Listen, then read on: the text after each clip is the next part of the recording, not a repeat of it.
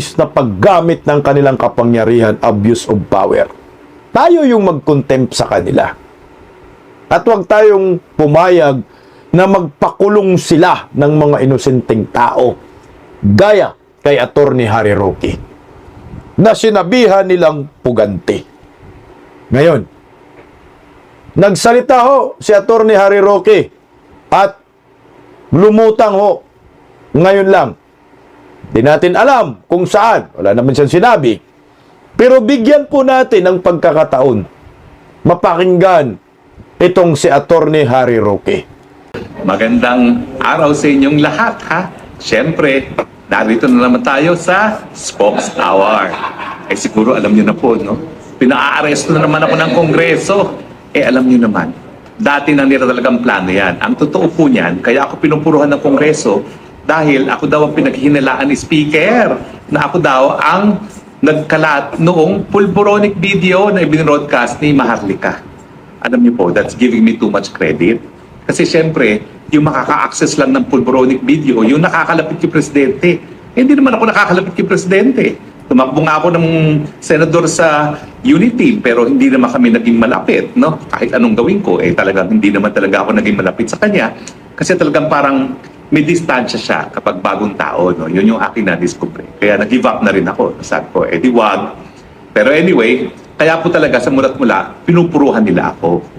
Now, alam ko naman ho bilang abogado na may kapangyarihan ang Kongreso mag-cite in contempt. Pero alam nyo ba ho, kaya meron silang ganyang kapangyarihan, hindi po para magparusa. Wala pong kapangyarihan ng Kongreso na mag-contempt para magparusa. Ang kanyang kapangyarihan na mag-contempt ay para lang maprotektahan yung institusyon. So, unang-una po, hindi dapat ginagamit ang contempt pagpaparusa. Ako nga po, pinaparusahan ako dahil ako nga daw di umano yung source ng pulboronic video na hindi naman ako, no? Pangalawa po, bagamat meron silang ganyang kapangyarihan, sinabi na po ng Korte Suprema, merong limitasyon po yan. Ano mo yung limitasyon na yan? Unang-una, dapat yan po ay may kinalaman sa investigasyon. Pangalawa, dapat rin nirespeto ang karapatan ng mga resource persons.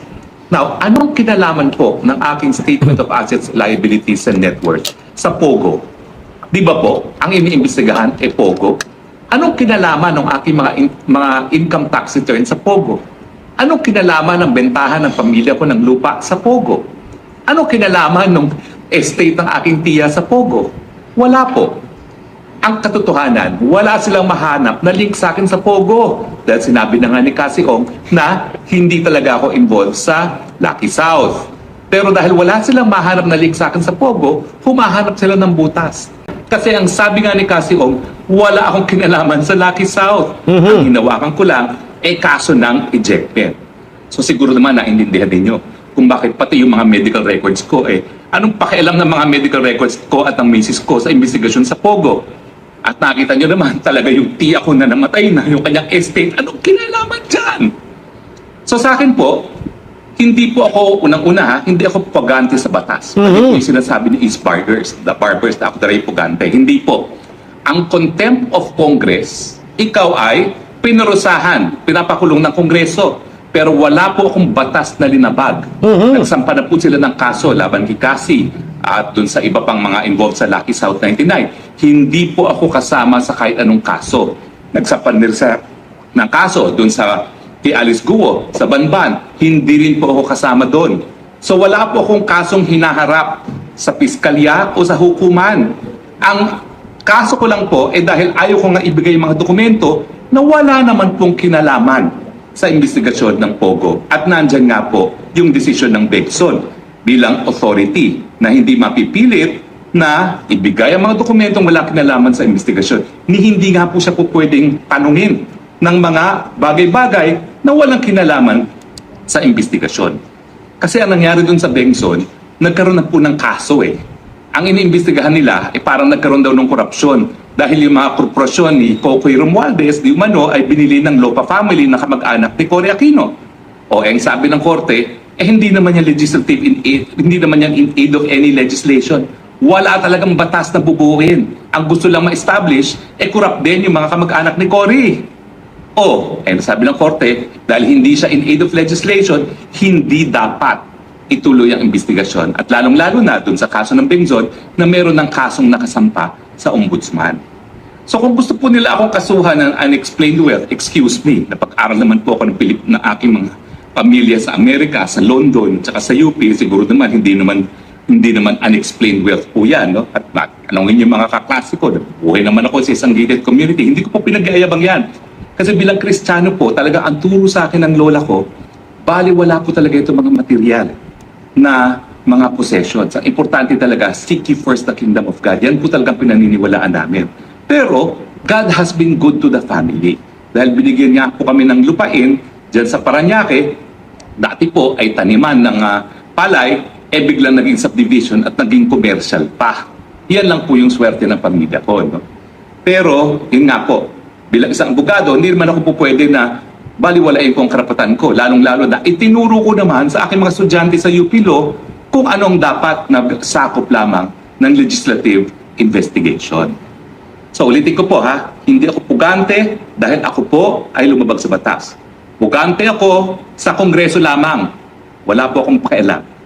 Dahil ang tingin ko naman, kung ako'y na-cite in contempt of Congress, ang Kongreso naman po cited in contempt of the people of the Philippines. Hindi po tama yung ginagawa nila. Pasigaw-sigaw, kapag ayaw na sagot, contempt kaagad, nagpa-power tripping na po sila. Miski wala po silang batas na binubuo, tuloy-tuloy ang paninira nila sa pamilyang Duterte. Doon sa extralegal killing, sa droga, at siyempre sa pogo. Hindi po tama yan. Ako po'y naging mambabatas. Binibigyan ko po ng importansya yung institusyon. Pero anong batas ba ho ang bubuin nila? Meron pa bang bagong batas na kinakailang buuin? Yung IHL code po, kami po nagsulong yan at batas na. So hindi lang po murder ang po pwede gamitin kapag nagkaroon ng widespread and systematic killings. No? Pwede rin ang crimes against humanity. Ano pang batas ang buuin mo para dyan sa mga drug killings? Ganon din po sa Pogo. Ang dapat lang nabuuin na batas, total ban ba o hindi? Bagamat doon sa SONA ni PBBM, sinabi niya total ban ng Pogo, ay naku. Iba na po pangalan nila, IGL. At ngayon may kumakalat, may lumulutang. Meron daw 12 na parang 12 disipulo ni Cristo na mai-exempt sa ban. So kapag sinabi kasi ban, lahat dapat bawal. Walang exception. Di ba po? Ay nako. So, ang anong tanong? Magpapa-aresto ba ako o hindi? Well, naniniwala po kasi ako na kapag ang Kongreso ay lumabag sa kanyang kapangyarihan at naging guilty of abuse of power at grave abuse of discretion amounting to lack of jurisdiction, illegal po ang kanilang order. Kinikilala ko po na kinakailangan magkaroon ng desisyon sa Korte Suprema. Kaya nga po, aantayin ko ang desisyon ng Korte Suprema. Samantalang nag-aantay po ako, importante po ang aking kalayaan. Hindi ko po isusurrender muli ang aking kalayaan gaya ng nangyari nung una na nasurrender ko siya ng isang araw nung ako po'y nagpakulong dahil di umano, dinisrespect ko raw ang Kongreso. Maalala nyo ha, wala pong disrespect doon. Walang pagbabastos. Ang polite-polite ko pa nga. Pagamat, sabi nila dapat makontent ako muli dahil ang dami ko rin masakit na salita na sinabi matapos akong mapalaya. Alam niyo po, hindi gaya ng hukuman na pinuprotektahan laban sa pagbabatikos ng publiko, ang Kongreso po, hindi naman binibigyan ng ganyang proteksyon. Wala pong indirect contempt. Bakit? Kasi puro politiko po sila.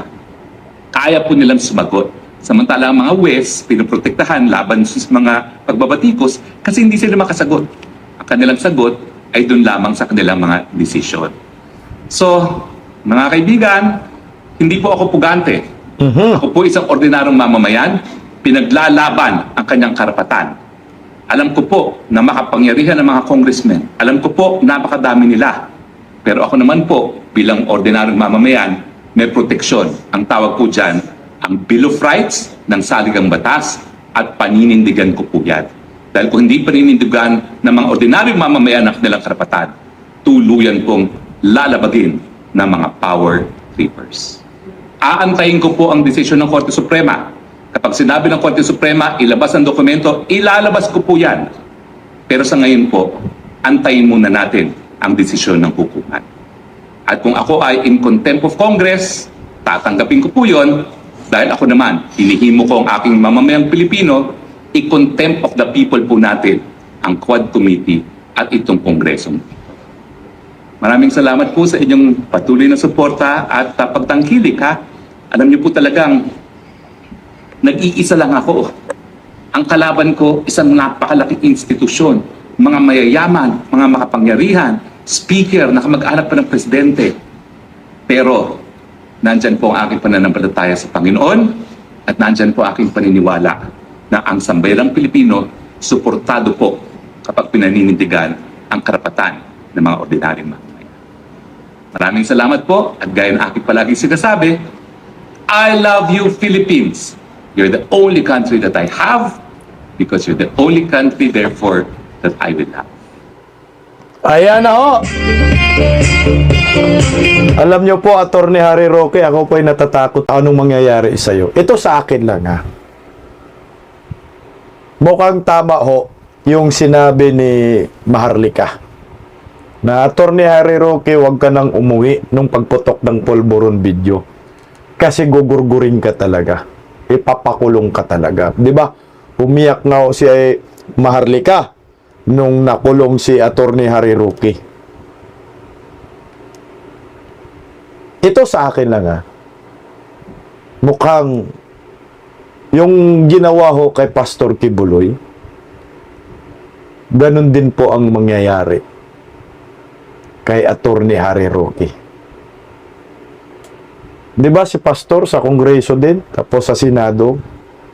Ngayon itong kay Attorney Harry Roque rin, nasa Kongreso din yan, pinag-uusapan din sa Senado. Kinontempt na si Attorney Harry Roque sa Kongreso, wala pa sa Senado. Tapos ang ending nito, gawa ng kasalanan.